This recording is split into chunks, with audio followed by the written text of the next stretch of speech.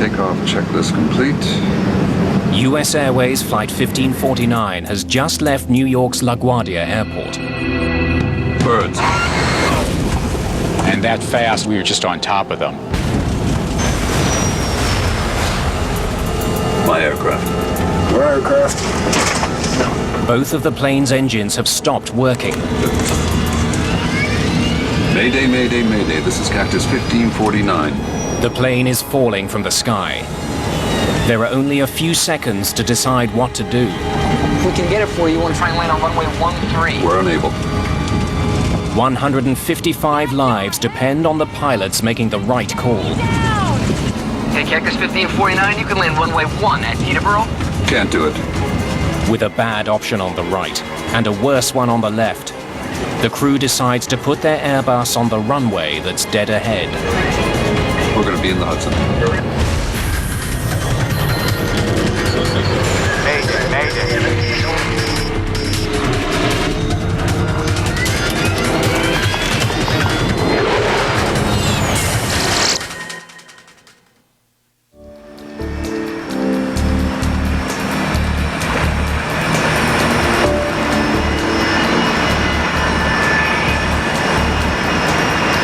New York's LaGuardia Airport, mid-afternoon. Please take a moment to listen to this important... US Airways Flight 1549 is a short hop from New York City to Charlotte, North Carolina. At least it will be a little warmer in Charlotte. Your seat serves as a flotation device. Together in the cockpit today are Captain Chesley Sullenberger, 57, Clear to push. and First Officer Jeffrey Skiles, 49. We were late because the weather was bad earlier, but by this point, the weather had cleared off for our departure, and it was just puffy clouds.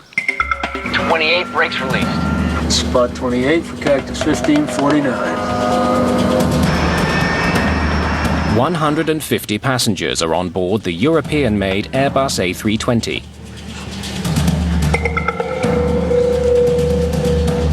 Businessman Clay Presley is on his way home to Charlotte. I arrived at the airport at LaGuardia. It was very cold. It had been snowing a little bit that day, and we had a storm coming in, so we wanted to make sure we made that flight and weren't hung up or delayed on some later flights.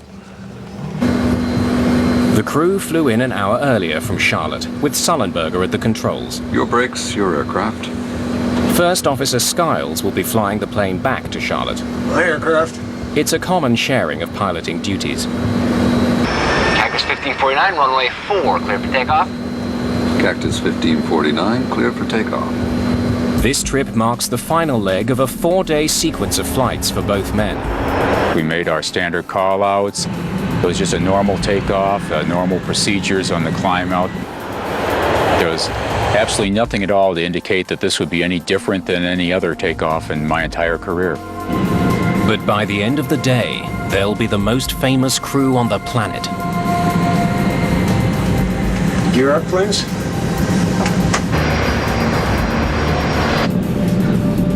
Gear up. Patrick Harton is one of the controllers handling traffic out of LaGuardia today. He has one of the most stressful jobs in the world. When I sit down in front of a radar, I'm responsible for every person on every airplane under my control. And I take that responsibility very seriously. Cactus 1549, New York departure, radar contact. Climb and maintain 15,000. The flight will climb northeast out of LaGuardia and then begin a slow turn south towards Charlotte. I think I had about 3 or 4 airplanes on my frequency at that time. And it was just a normal departure. You know, it was just another flight that I've handled a million times. Riding the thrust of 2 General Electric engines, the aircraft powers into the sky. Cactus 1549, 700, climbing 5,000. What a view of the Hudson today. Yeah. After takeoff checklist complete. Flight 1549 is traveling at almost 400 kilometers an hour. It's been in the air for just a minute and a half. I caught something out of the corner of my eye, and slightly to our right, but still ahead of us, was a line of birds.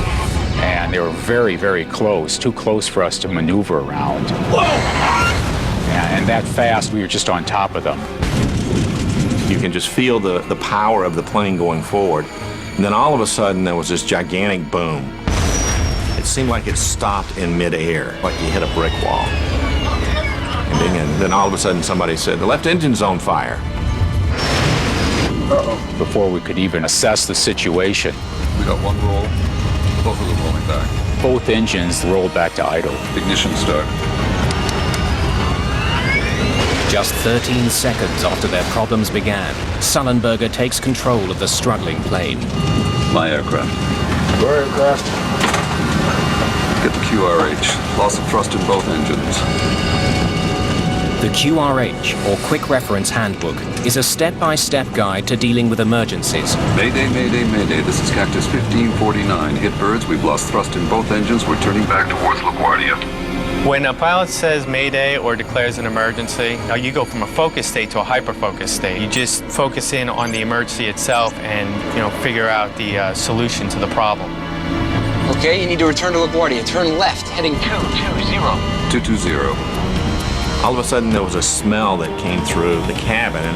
Something's burning. If fuel remaining, engine mode selector, ignition.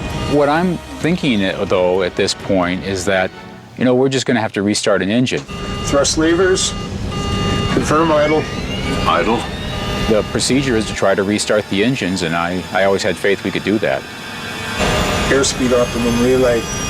300 knots.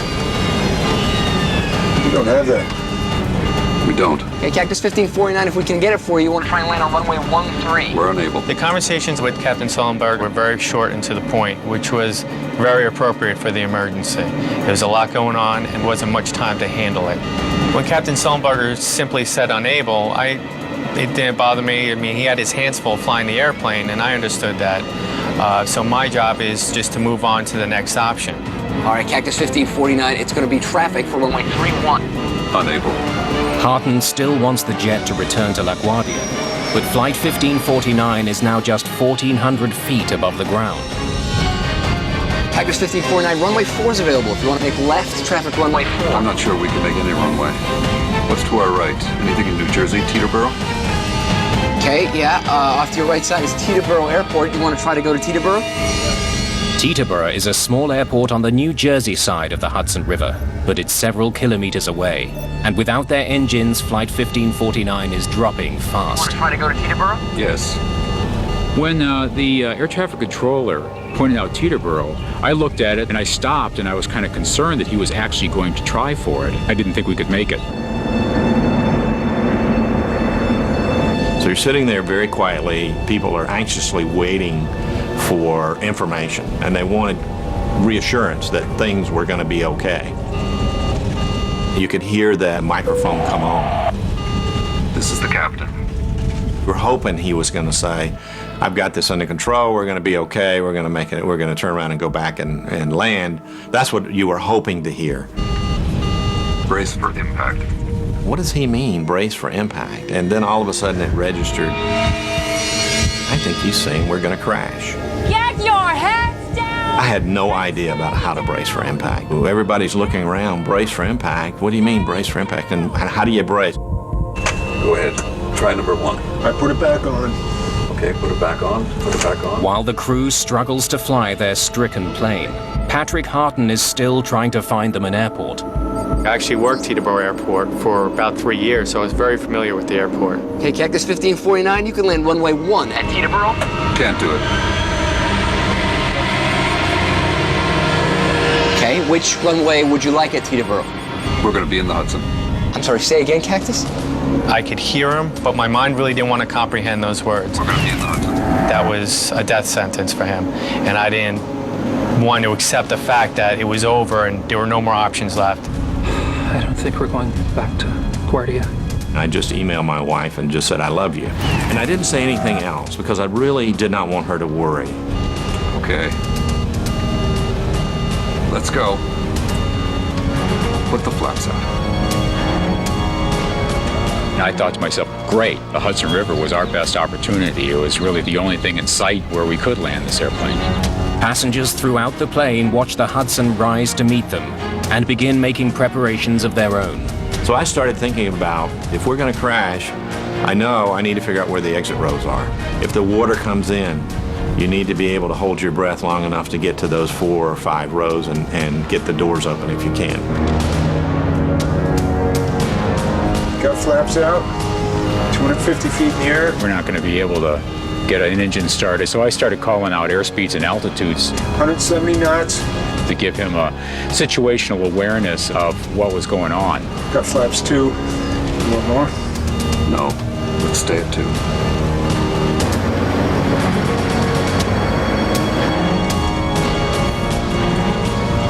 Got any ideas? Actually, not.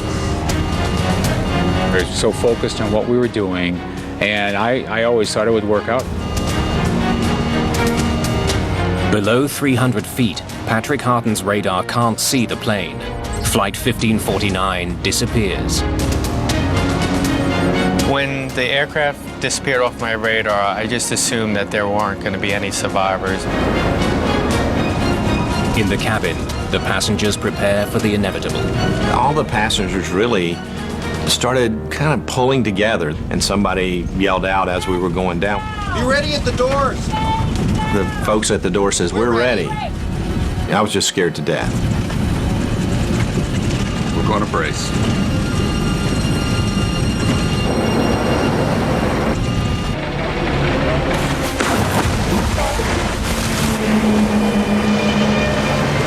Looked like the airplane was going right for the bottom of the Hudson River. All we saw was water cascading over the windshield. It was like a tornado. Pieces of the plane were being torn apart. Some people were thrown around pretty good. Then the airplane popped up, and it was just sort of gently rocking in the waves.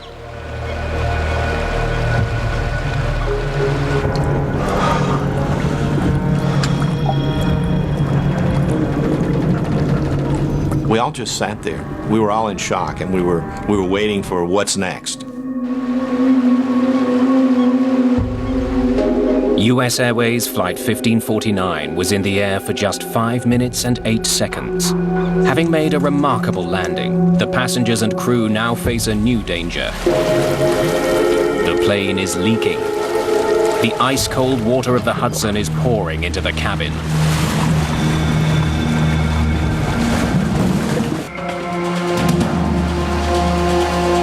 The crew of Flight 1549 has just performed an extremely difficult aviation feat, but they still have more work to do. Captain Sullenberger heads for the cabin, while First Officer Skiles shuts down the plane. I stayed behind and did the evacuation checklist, and so it was probably about 45 seconds before I actually went back myself in the cabin after we landed. In an instant, the $75 million plane has become an unlikely boat floating down the Hudson River. It's now filling with freezing water. That water was cold. It was very cold, and so your feet are freezing. People came to their senses and they said, "Get the doors open, get the doors open." At air traffic control, Patrick Harton has no idea the plane even made it down safely. I didn't think anyone could survive a water landing like that. They got me off position because I was obviously in no condition to work traffic anymore. Harton is led to his union office. Despite his ordeal, protocol demands he recount his version of events. I really didn't want to speak to anyone. I just wanted to kind of hide under a rock.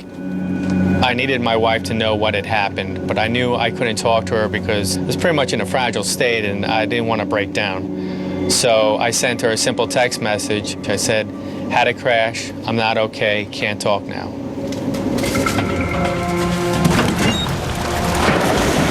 Passengers nearest the exits open the doors quickly, while Sullenberger and the cabin crew begin managing the evacuation. I just jumped up very quickly and started making my way to the emergency door. And so I worked my way out onto the wing, just a few steps to start with. I started noticing that people around me had their flotation devices. They'd pulled up their seat bottoms, or they had a life jacket that they had taken. I had nothing with me. Skiles heads back to help the crew in the cabin get passengers out of the sinking plane.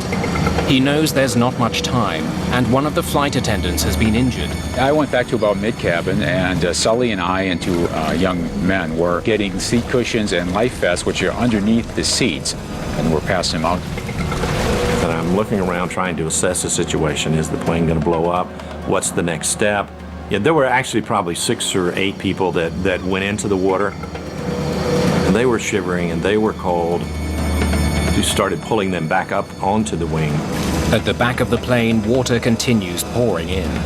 Passengers are directed to move forward to escape. Go over the seats if you have to. This unwieldy boat won't be floating much longer. We were actually in the water, up to our knees, and it was just absolutely freezing cold. Every part of your body that was in that water just ached to the bone. Come forward! Is there anybody here? We were very confident there was nobody left on the airplane, but what was going on the wings, we just had no idea. Skiles and Sullenberger are the last ones off the plane. I just saw the big splash when the plane just bounced over the water. A small commercial airline crashed into the water. They've been in the water more than 10 minutes already. LaGuardia Airport has sent out an alert to New York's emergency services. In the middle of the Hudson, 155 frozen people hope that help will arrive in time. I saw the first ferry, and I could see the wheelhouse. I felt like, okay, we're really going to be okay. There was a sigh of relief. First on the scene are passenger ferries that have been shuttling people across the Hudson. They are eventually joined by the Coast Guard and fire department. The atmosphere on the ferry was still one of concern because we didn't know whether all the passengers got off the plane at that point in time. I was sitting in the union office preparing to make my statement. Where do I start? And that's when one of my friends popped their head into the office and said, "Hey, Patty, it looks like everyone made it." And I was like, "Really?" That was incredible news. I mean, I was still traumatized by the event itself, but the fact that everyone made it was just, it's like the weight of the world was lifted off my shoulders. The entire nation looks on as every single passenger and the entire crew of Flight 1549 is brought to safety.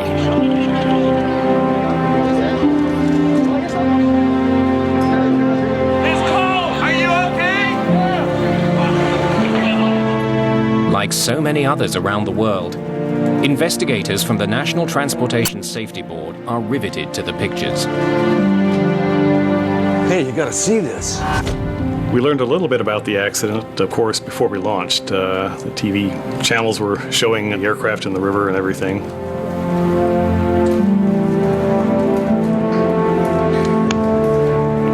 All agree that the landing is extraordinary.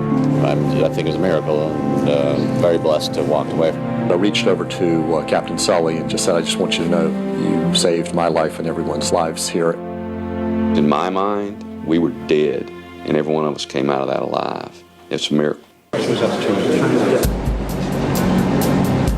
By evening, the plane is almost completely underwater. The current is pushing it towards the edge of the river. The aircraft was tied up against the pier, and we went down to look at it to see what we were up against, of course. But we can't do much at night. NTSB investigator Harold Reichel arrives on the scene. The water was dark, of course. We just saw the tail and most of the fuselage, and one of the wings was underneath the water. We knew it was going to be quite difficult to get it, A, out of the water, and then B, to a place where we could examine the components of the airplane in a more controlled manner. For investigators, it's an unusual situation. Normally, their main task is to uncover the cause of a crash. With Flight 1549, the cause seems obvious. Birds. Whoa! The original Mayday call was clear. Mayday, Mayday, Mayday. This is Cactus 1549. Hit birds. We've lost thrust in both engines. We're turning back towards LaGuardia. Okay, you need to come back. The crew reported that they hit several birds shortly after takeoff. I think everybody realized that a bird strike had occurred. What people didn't know was what kind of birds brought the aircraft down, whether it might have been a combination of a bird strike plus something else, whether the crew acted and flew the aircraft as they should have. My aircraft. Your aircraft. Get the QRH. U.S. Airways pilot made an incredibly skillful emergency landing in the Hudson River. Investigators want to interview both pilots, but their sudden fame makes them hard to get to. It became a little bit more difficult than usual to A, locate the flight crew, and then B, to talk to them. They were instant heroes.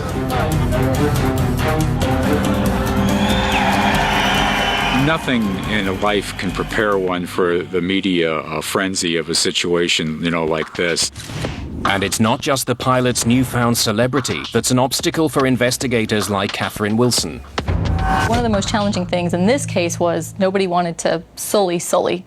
He was a hero in this case, and we were the ones who was potentially going to pick apart what he did and try to find out what he did and whether it was right or not. To prove that birds caused the crash, authorities need to get the plane out of the water. But a vital piece is missing. We had been told earlier that both engines were still attached to the aircraft. That turned out not to be true. So that became a major goal right off the bat, was to figure out where that second engine was.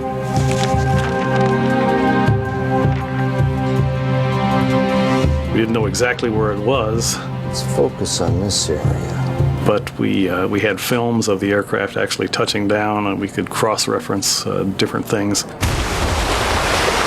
We used some side-scanning sonar that gave us a very clear picture of the bottom.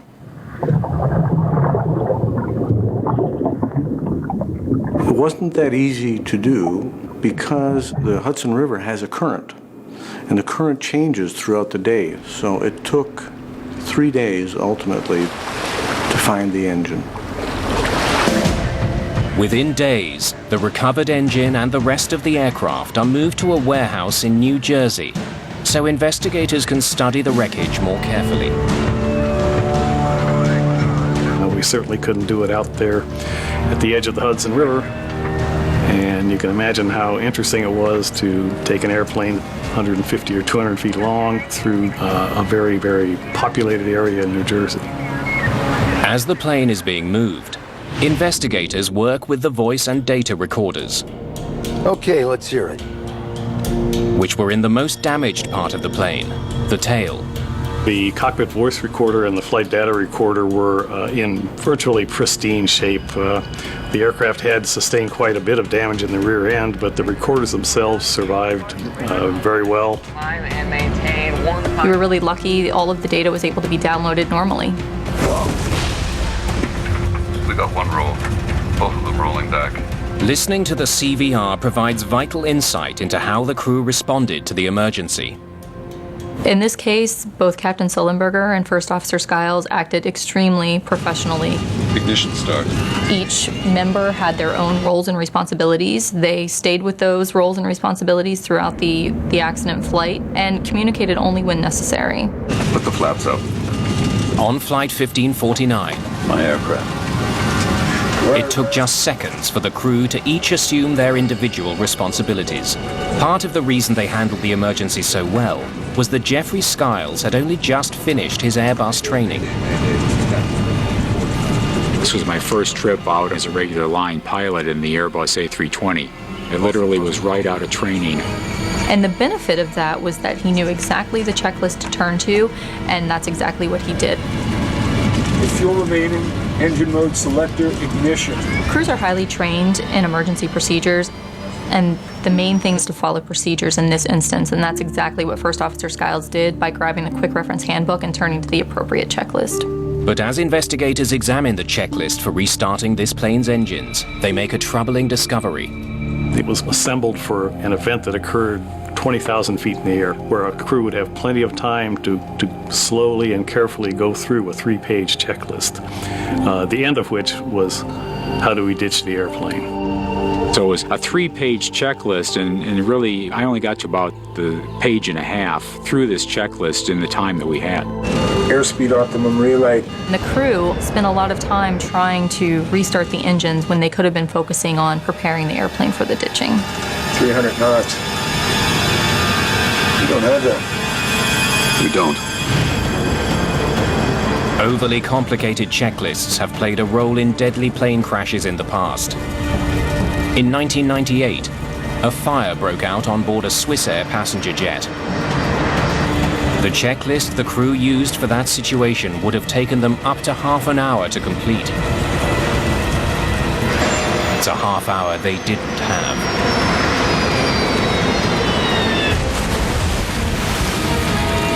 But on Flight 1549, the checklist was far from the greatest challenge facing Sullenberger and Skiles. I'm not sure we can make any runway. Water landings are notoriously difficult because unless they're perfect, they can be catastrophic. In 1996, after a hijacking, an Ethiopian Airlines captain tried to land off the Comoros Islands when his plane ran out of fuel. His left wing hit the water first, causing the plane to cartwheel. It was ripped to pieces. Of the 175 people on board, only 50 survived.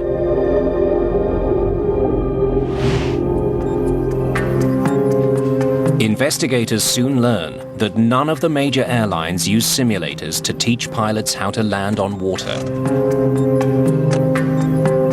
Training for ditching in a simulator is very difficult. We don't have the models to accurately simulate what an airplane would do when it touches down on water. Given the rarity of this type of event, it would be very difficult to justify training pilots for this type of event.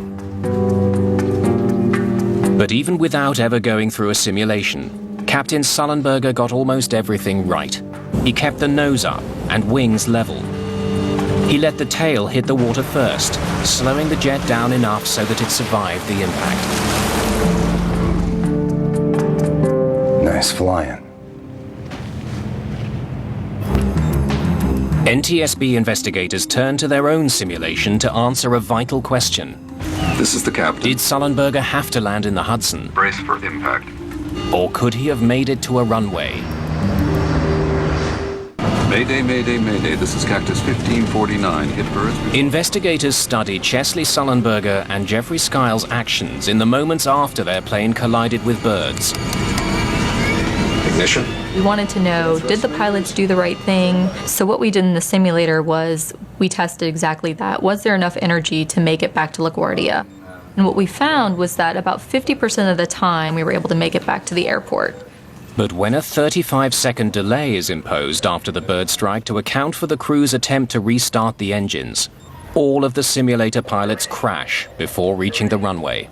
When we took into consideration the decision-making process that Captain Sullenberger went through, we realized that it was not possible to make it back to the airport. Cactus 1549, runway 4 is available. There's no doubt. We're going to be in the Hudson. Putting the plane in the Hudson was the right call. Sullenberger didn't have enough altitude to glide to either LaGuardia or Teterboro airports. Got one roll. Both of them rolling back. The investigators also discover that Sullenberger made a decision that wasn't at the top of the checklist, one that was critical to the survival of everyone on board. I'm starting the APU. On commercial jetliners, the engines provide power to electrical systems. If the engines stop working, the crew eventually loses those systems. The APU is an emergency generator that keeps some things running. The APU allowed him to still see his screens, the instruments still worked. It also allowed the A320 itself to assist with the heroic landing. The APU provided power to the plane's electronic brain, stopping the pilots from making any potentially dangerous moves. It kept them inside a so-called flight envelope. By starting the APU early in the sequence, the flight crew was able to maintain the flight envelope protections, which prevented the airplane from stalling when the airspeed got too slow. He's right on the edge of stall speed. The flight data shows that Sullenberger was going slower than the ideal speed. The airspeed during the accident sequence got about 20 knots slower than it should have been for this flight. But the A320's flight computer is designed to constantly adjust the plane's pitch and keep it from stalling. We definitely could have had a much more catastrophic outcome had the airplane actually stalled. Starting the APU. Sullenberger's quick thinking made sure the plane's complex computer system kept working. It gave him an automated safety net, so he'd have the best chance to do the nearly impossible. We're going to be in the Hudson. It was a combination of a good crew and a good airplane. Let's go. Put the flaps out. The captain had the presence of mind, for instance, just before they were about to land, a couple of 100 feet in the air, to turn to the first officer and ask, "Got any ideas?" Actually, not. They were both coordinating right up to the end, and that's what we like to see. Skill, training, and the aircraft's very design combined to save the lives of 155 people. But investigators still want to know how birds crippled two highly advanced jet engines, and if they can stop it from happening again. 8 days after the crash, investigators are finally able to examine the engines in detail. Richard Dolbear has spent much of his career studying collisions between birds and airplanes. When aircraft strikes a bird, generally there's not much left of the bird, particularly if that bird goes through the engine.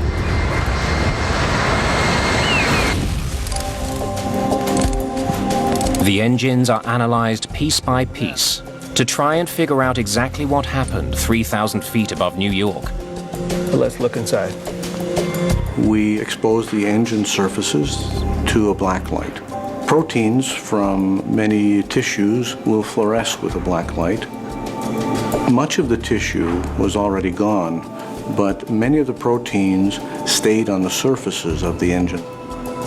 Look at that. Deep in the right engine, investigators find about a cup of charred remains.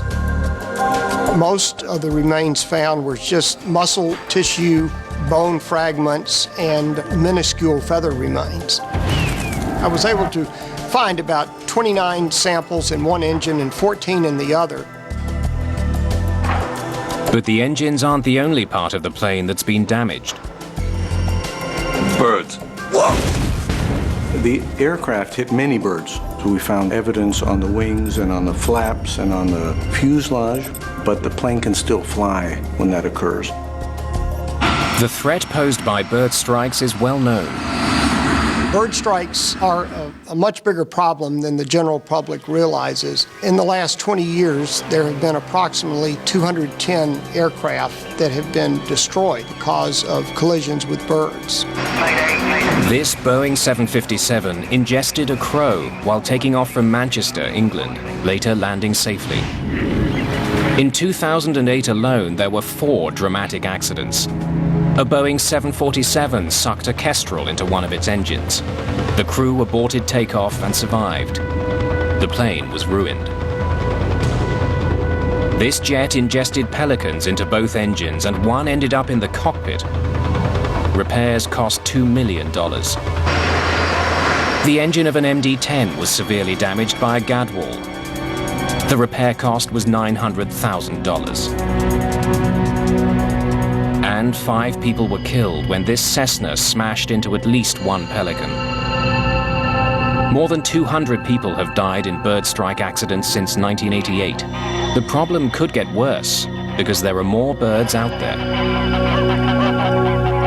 By restricting the use of pesticides that were hazardous to birds, such as DDT, we've seen a tremendous rebound in the populations of bird species. A remarkable increase in the Canada geese that are resident, non-migratory birds. Nationwide, the population has grown from about 1 million to about 4 million. At LaGuardia, one of the airport's biggest problems is a year-round goose colony on nearby Rikers Island.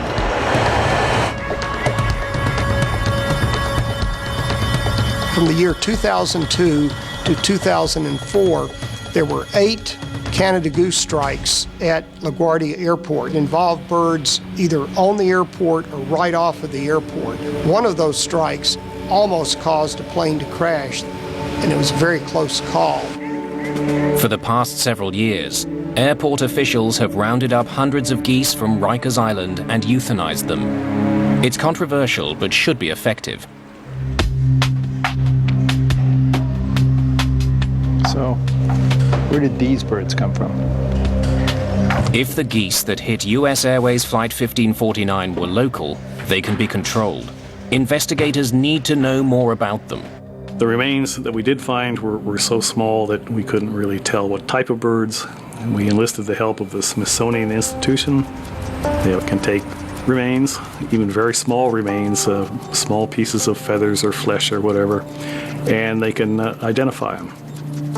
The hope is that DNA analysis of the remains will not only confirm the bird's species, but also offer clues as to where they came from.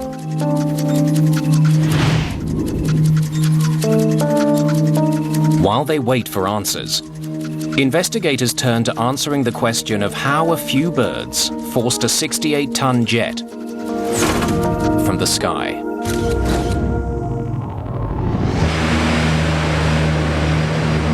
Before they can be used in a passenger jet, engines undergo rigorous testing to prove they can perform under extreme conditions.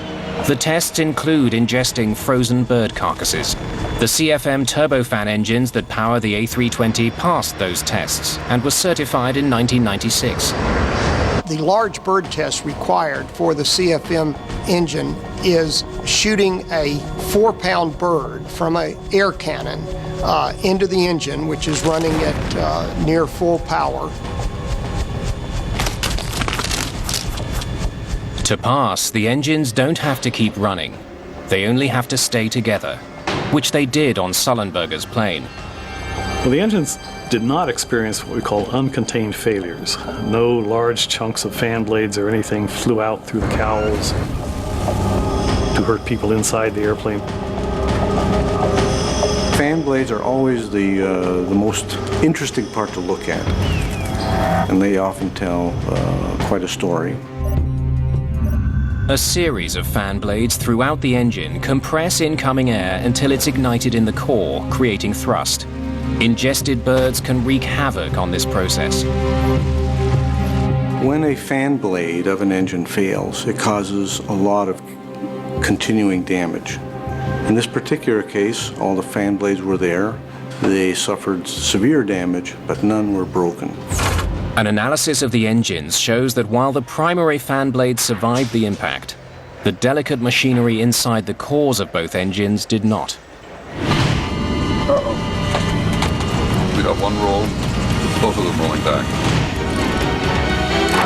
Once we went into the engine itself, into the core, we determined that there was significant damage.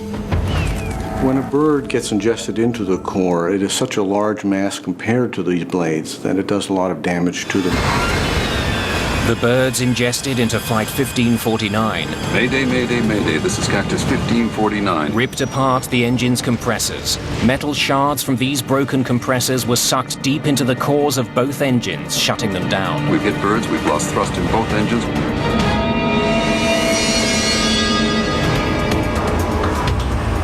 When DNA results come back from the Smithsonian Institution, investigators finally understand why Flight 1549 lost both its engines. The birds that struck Sullenberger and Skiles aircraft were adult Canada geese. They were far larger than anything the engines were ever tested for. Because of that analysis, we know that these birds ingested each probably weighed about 10 pounds. The tests also confirmed that as many as 4 large birds had hit Flight 1549's engines. It was simply too much for them to handle. Rarely do birds get ingested into the core of the engine. Rarely does an engine ingest the bird and then stop running completely. That's a very rare event. Ignition start.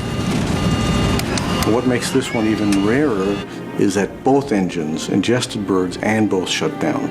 We're going to be in the Hudson.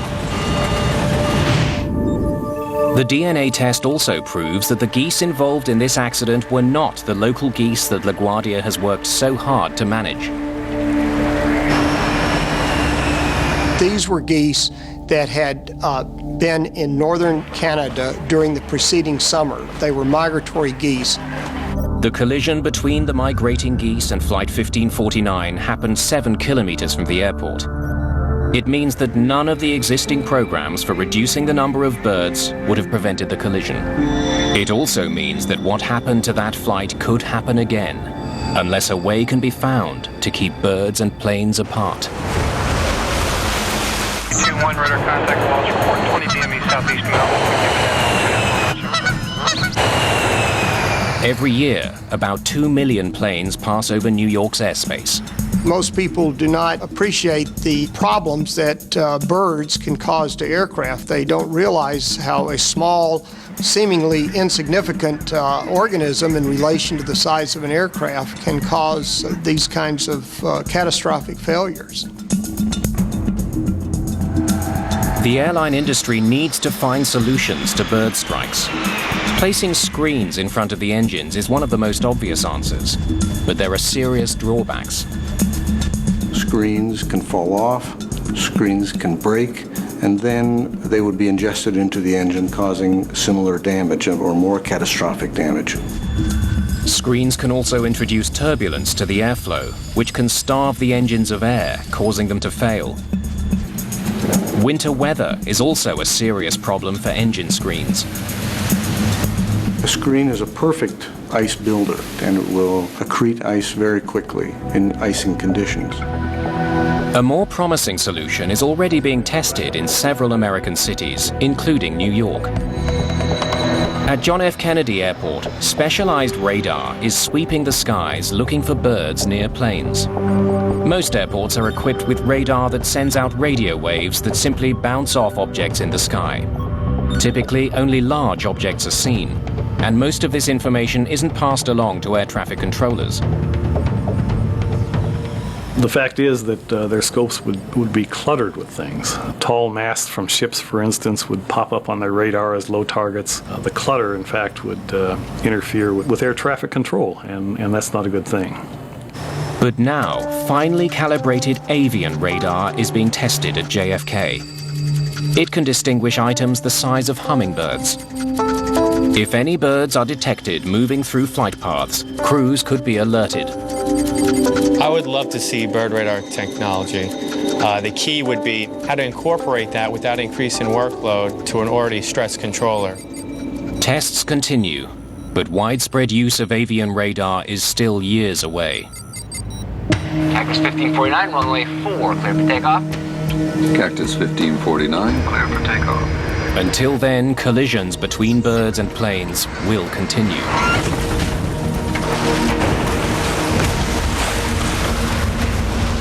What the safe outcome of Flight 1549 proved is that right now the best defense against this threat is a good team in the cockpit. We had a very experienced flight crew with very good training. My aircraft. Your aircraft. Get the QRH. All your training that you've done, all the years that you've been flying the airplanes, it all just comes back to you when you need it. My aircraft. Sully and I worked together extremely well on this event. I knew what was in his mind, and he knew what was in my mind. We were both accomplishing our individual roles, but we had a knowledge of the whole situation. Okay, you need to return to LaGuardia. Turn left, heading 220. 220. This event definitely puts things in perspective for you as a controller. One thing I appreciate more, the teamwork and how when you work together, you can pretty much accomplish whatever you need to accomplish. Off to your right side is Teterboro Airport. You want to try and make Teterboro? We're going to be in the Hudson. The landing in the Hudson took training and skill. It also took a bit of luck. We had a very clear day. We had a perfect condition for the river. So there was just a series of really fortunate events that occurred that assisted this crew in landing successfully on the river. Well, the safety board We don't really deal in miracles very often, but this event had a lot of things that came together at the right time and the right place. And so a lot of us are thinking, well, maybe we do have a miracle here. What a view of the Hudson today.